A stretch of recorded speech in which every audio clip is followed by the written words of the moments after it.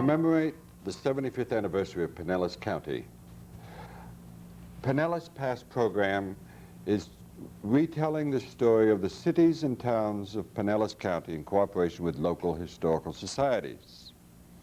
If you visit Heritage Park, you will see there a church that was originally in Safety Harbor.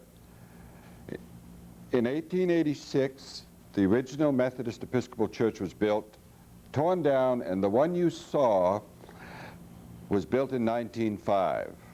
Now, while you go visit Heritage Park, we will tonight go to Safety Harbor and see a frontier town.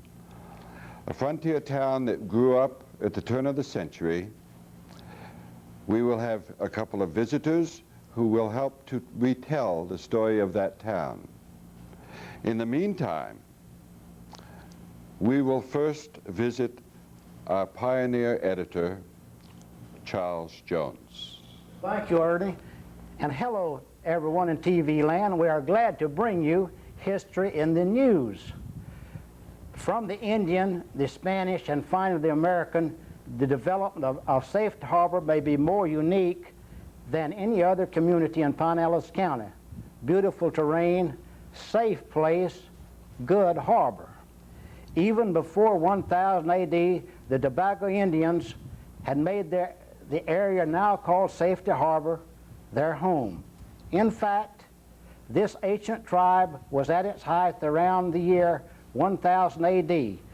Numerous artifacts have been discovered which attest to their presence and their culture. Tradition has it that the famous Spanish explorers Panfilio de Narvaez and Hernando de Soto landed and explored the Pinellas Peninsula, including the Safety Harbor area, where they would have come into contact with the Indians. Could it be that the demise of the Indian tribe was also the result of disease carried by the Spanish, as occurred in other of the Western worlds, or perhaps the explorers, not accepting the Indians as a fellow human and afraid of his culture, attacked the unsuspecting Indian? Some Indians were without doubt conscripted into service as guides and interpreters for the explorers. These and other speculations have fascinated and intrigued the Pinellas historian for years. A valid answer is yet to be found. Regardless, we do know that, for whatever reason, the Indian tribe has disappeared from the area. The Spanish influence became pronounced when Count Odette Philippi in 1832 established the first white settlement of Pinellas County in the Safety Harbor area. This area consisted of citrus groves, and citrus in general were to have a huge economic impact on Pinellas County and the entire state. With his skills and his farming and fishing ability, he brought his family here, and surely this was a good thing for Safety Harbor and the community at that time. His daughter married Richard Booth, a veteran of the Indian Wars and a member of another early and large family who settled in the peninsula of Pinellas. Their child, a son named Odette in honor of his grandfather, was born in 1853 and is said to be the first white child born in Pinellas County. We continue with the continuing growth of this beautiful Safety Harbor area of our county, but let us leave the details of these facts and other more recent history of this area to our guest. And so back to our host, Ernie Dipple. We have with us tonight Mrs. Lois Spencer. I would like to ask you, Lois, that's a very attractive dress. Would you tell me something about that dress? Oh, yes, Ernie. I am really, really thrilled about the idea of what Safety Harbor looked like in 1917, and this thanks to the House of Make-Believe, who studied the costume books, have costumed me in the fashion that the lady would have gone to town on the day that our city celebrated its first charter birthday in 1917, which makes our city just 70 years old. Then Pinellas County has a 75th anniversary and Safety Harbor a 70th Right. anniversary. What do you think the town looked like? Well, in many ways it looked different than it does today, and in many ways it looks quite similar. We haven't changed a great deal. We had a same central street that went right down toward the bay. The houses and the businesses were built on both sides. Of course, there was a great deal of lumber in our area, and so that would have been clapboard houses. I understand this may not be all a 1917 picture because there was a fire or something. Right. There apparently was a very devastating fire that wiped out a good portion of the city right around 1915 in that area because, of course, there was little water in the fire departments and things like that, and so fire was a very devastating thing. But one of the current buildings that is still on our street today, it's the house of our Chamber of Commerce. Just a couple of years ago when they were remodeling it, they tore some wallpaper and some paneling off in the back and discovered the charred bricks from the original fire.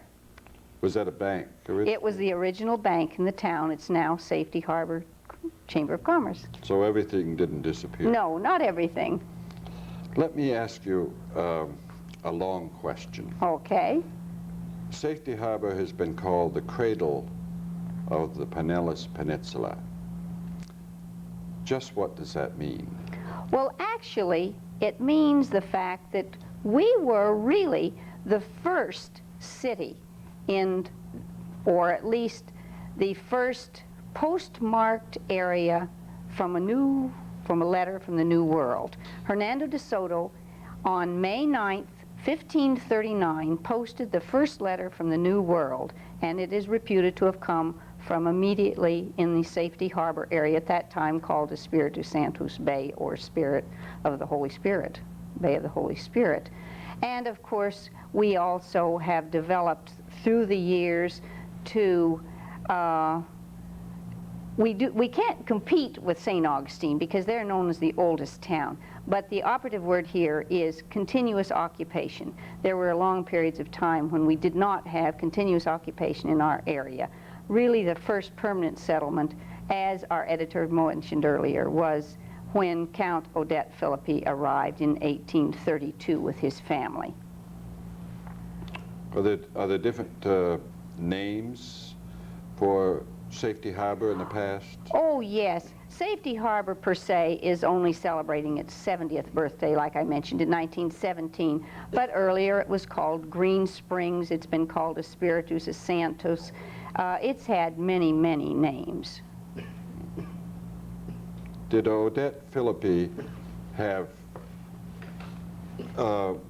a big role to play? Oh, yes, he had an extremely big role. In fact, our birthday celebrations are called Count Philippi Days because he came with wealth of family, slaves, actually there was a harbor there where you could bring the boats in. He came in with lumber, and he introduced a grapefruit and other citrus things to our area, and he played a very, very important part. In fact, the citrus industry of Florida is really based on his introduction to this area. How about, what is a special attraction of Safety Harbor? Oh, of course, the special attraction is the mineral springs. Even Hernando de Soto referred to it as Espiritu Santos. It may even have been what the original explorers were looking for, the Fountain of Youth, but it was the springs that are right along the bay. Do people in Safety Harbor think it's a Fountain of Youth? I think so. We would like to think so, but it certainly has been very, very influential in the history of this entire part of the country. It has been our geographic basis, really, for bringing the original settlers in around the springs and everything. They're a very unique spring because they are so deep that they are not influenced by tide or temperature. and there are several springs there, and the mineral analysis is each one different. And it has, the Indians referred to their healing and curative properties, and of course that's what brought a lot of the early settlers in, and that's really where our first developer came, was Mr. Green. Really our town, one of the earlier towns' name was Green Springs, and I thought originally it referred to the foliage, but actually it refers to Mr. Green, who came because he had heard of the curative properties of one of the springs for rheumatism. He was miraculously cured, or at least he considered himself so, and he developed the first spa and swimming pavilion, and really developed the first influence of the waters there. Is there there's more than one spring? Oh yes, there are several there, and each one, the mineral analysis, even though it's in a less than a quarter of a mile geographic distance from all of them, each analysis is different. And spring number 1 was supposed to cure something, and spring number 2 was something else. And I understand right about the time my town was built, there was a square out there, and you could get a glass of water from each one of the different pumps and go for whatever one you wanted. So if you take a glass from each, you solve all problems. Hey, that's a good idea. I think that's what we should have done, right? Maybe that's what they did do, right? And the springs go back to... time immemorial, really, because that was why the original Indian settlements were there, because of the springs. They knew of the healing and curative properties, and that made the area actually a very sacred area to them. Now, was there one or more hotel built on the springs? Right. The first one was a tower that had a square around it where the pumps were there. You led down to a series of steps down to there. And then there have been bathing pavilions. And as time and history and technology have progressed, of course, the hotels have become much more elaborate and things like that. But there's always been pavilions and hotels up and down our streets. Actually, some of the original ones, the one today, which you can walk down, it's called the DeSoto Building, carried the name at one time of the St. James Hotel, and they were advertised throughout the United States and probably throughout Europe, too, for their healing properties. And so there's been many hotels and also many different names for the same buildings. Are you saying the springs were not only good for health, but for the tourist trade? Oh, it certainly was. That must have been your original tourist stop. It certainly has been. Now, there were several names for hotels. The same hotel? The same hotel, the same builder. There's been Barth Springs, and different developers through the years have owned it. Right, currently it's known as the Safety Harbor Spa and Fitness Center, but it has changed names many, many times. Let me ask you, other than going to the springs and meeting your neighbors and talking, or maybe going to church, meeting your neighbors and talking, or some other establishment, where else did people meet and Well, talk? certainly, when you said the springs, you had to say nothing else. I mean, people knew exactly where they were going to go. Even people from 50 miles knew where they were going to go. The other geographic reference point was Lover's Oak, which is just very close to the spa and the springs. And again, you could say, meet me at Lover's Oak, and people knew exactly where it was. It was a huge tree, and you could picnic under it, and it was a big area where things could be held, and it was really the meeting place. One of the things that is so exciting about this town of Safety Harbor is it has recognized its historical reference points, and this tree has still been preserved. It has been severely pruned, I suppose the words would you use, and there is a condominium on it now, and it's called Lover's Oak Condominium, but the tree has been preserved. The city does have a very strong tree ordinance and a strong feeling of history and preservation, which I think is delightful. It's one of the reasons I love the town so much. Why was it called Lover's Oak? Well, I suppose that instead of Lover's Lane, that was where people would go. I really don't know, but I think it must be self-explanatory. Let's go out to the oak tree. Let me ask you, we've seen some pictures of Safety Harbor. Could you invoke what someone might read in words, something about the history of Safety Harbor? Oh, yes. George Ryland Bailey wrote Tampa Boy.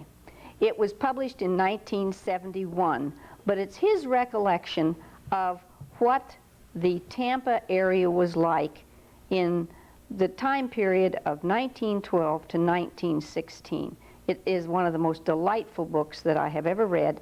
I checked with the Clearwater Library. It is in their card catalog, and for any reader, I can't recommend it strongly enough. It tells what life was like then. It reflects the viewpoint of kids growing up and also the adult viewpoint. Could you relate one little story? Oh, there are so many. And I think the funniest one was the Tea Party, when the two boys, there's Archibald Smith and Tampa Boy, who was Tampa Boy, and Bailey, who was the author. Their aunt was going to have a party.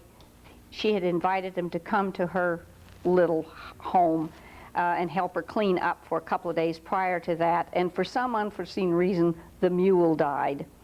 And the boys were panic-stricken. They couldn't decide what to do with it, but they knew they had to clean it up. And they buried it, dug the sand hole, rolled an old mule in it, packed the sand in, put water, more sand. And when the aunt came home, it was all spruced up and she was very pleased. 2 days later, the tea party commenced.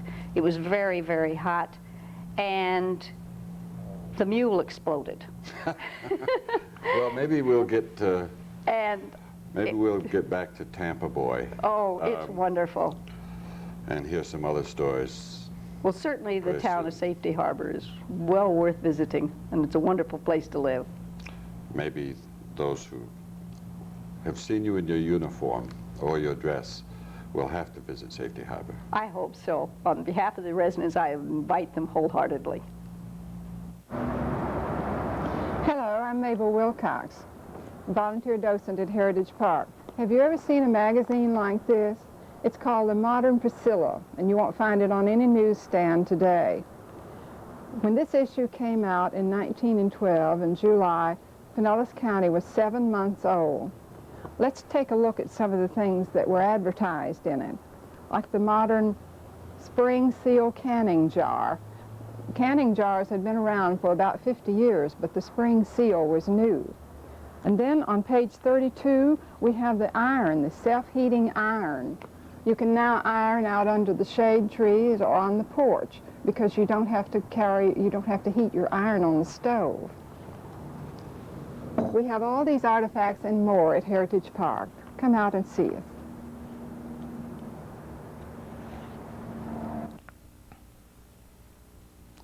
We want to welcome Mr. Al Boyd. Mr. Boyd, I'd like to ask you about Tampa Boy. Do you remember anything out of Tampa Boy that might reveal what younger children were doing in your earlier day? I don't believe anyone having read the book could ever forget every incident. He made everything so interesting you could not put the book down. One incident I remember distinctly, we had many fiddler crabs on the beaches years ago. It was so thick you could hardly walk for them. So these several boys would get together and go down to the beach, and they'd start running in circles around and around these fiddlers, and the fiddlers would run from them and gather in a pile. They would get their claws entangled with each other, and it wasn't long before they had a pile and they were 2 feet high. Then the boys would come back with shovels and pick these fiddlers up, feed them to the chickens. Sounds like either I don't know which was wild, the boys or the fiddler crabs. Now, let me ask you, were there other wild animal when you were a young boy in Safety Harbor area? Yes, sir.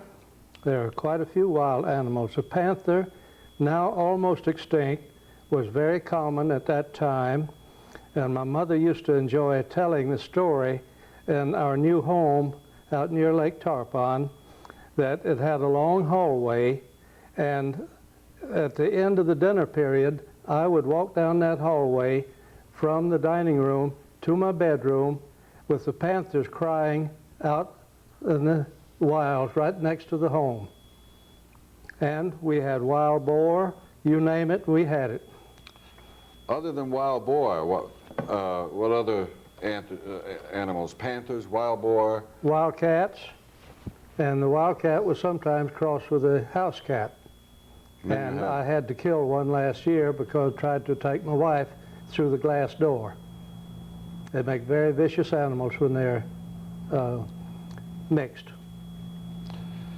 Do you have any wild turkey? Yes, sir. We had a game reserve at the Boot Ranch, and the game department would capture turkeys there and move them out to the hunting areas all over the state, and a few deer. Tell me, when Safety Harbor changed from a frontier to more like a town, did all the wild animals run away, or did you have a problem with them? Did they come into town mixed with the domestic animals, or? That and animals half domesticated were privileged to roam at will. All the towns, all the homes, the farms, all had to be fenced to keep the livestock out. Now, for instance, the drugstore that you see in the picture, operated by my grandfather, had to have the fence around the edge of the building to keep the wild hogs from congregating under the building. The wild hogs? Yes, semi-wild. Mm-hmm. Let me ask you this. Safety Harbor at the time you were born, 1913, you told me. Right. Now, the same year that Safety Harbor Church was built, they built a church down in St. Petersburg. If one wanted to go down to the St. Petersburg church, or one wanted to go over to Tampa, how would you get there? Walk, or perhaps ride a horse, or the best way would take a horse and buggy. The roads were very, very few and not improved. Indian trails were made into roads. The first roads built were only for a short distance out from the towns, but not connecting one city with the other. Therefore, you had to meander all through the wooded areas to get from one town to the next. Very, very difficult. Communications and transportation in those early days were almost nil. Did you go by boat sometimes? Yes. To shop, the women folk, including my mother and my aunt, see pictured here, were boarding a small steamer to cross Tampa Bay to Port Tampa. Then they would take the streetcar to go downtown in the shopping area. Tampa being well established ahead of Pinellas County, it was the only place that the women could go shopping for clothing and things of that nature. In that picture, your mother is in that picture. Yes, my mother and her sister both were in that picture. And George Booth, the husband of my aunt, my uncle, is the one, look as if he's trying to step from one place to another there. I hope he doesn't lose his position. At that time, Safety Harbor had very deep water coming up, and there's no trouble getting good-sized boats right up close to shore. Now it's all silted in and polluted, and it makes a bad situation. But the state of Florida now has appropriated money to try to clean up Tampa Bay. Now, was there, other than going shopping, was there a certain amount of shipping going out of Safety Harbor of goods? Not a great deal. Most of the shipping went out of Tampa in the early days. But Likes Brothers Steamship Line was formed partially in Pinellas County as well as Tampa, because he was using sailing vessels to carry cattle to Cuba, especially during the Spanish-American War. And he had a terminal at Crystal Beach, one at near Safety Harbor, and the main terminal to Tampa. He wound up having the largest steamship line in the world today. Tell me something about what it sounded like. Did it sound differently than the Route 19 sounds today? Could you recapture that for us? Well, I think that it sounded quite a bit different. Now, I will let you see, hear just what it sounded like in those early days.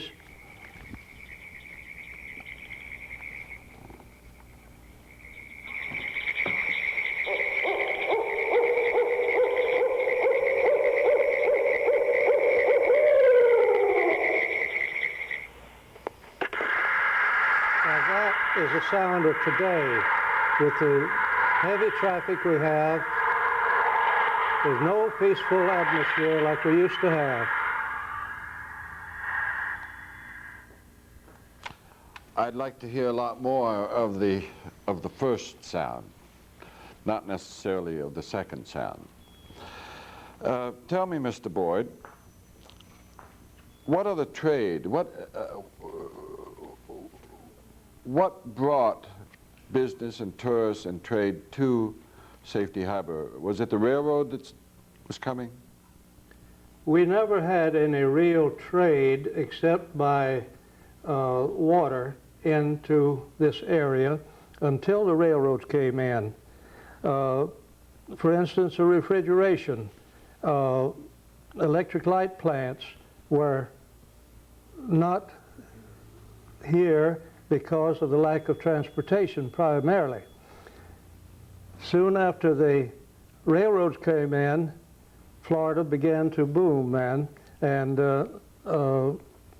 it was a slow, very slow process, but from that day on, the first railroads more or less opened up the southern frontier. Well, thank you, Mr. Boyd, who, after all, you have lived through all of the incorporated history of Safety Harbor. You were 4 years old, I guess, when Safety Harbor was created as a town. Is that correct? Correct. I think what we've seen is Safety Harbor when it was a frontier town. Thank you, Mr. Boyd, for joining us tonight, and thank you, Mrs. Spencer, for helping us to bring back a little bit of the frontier spirit of Safety Harbor.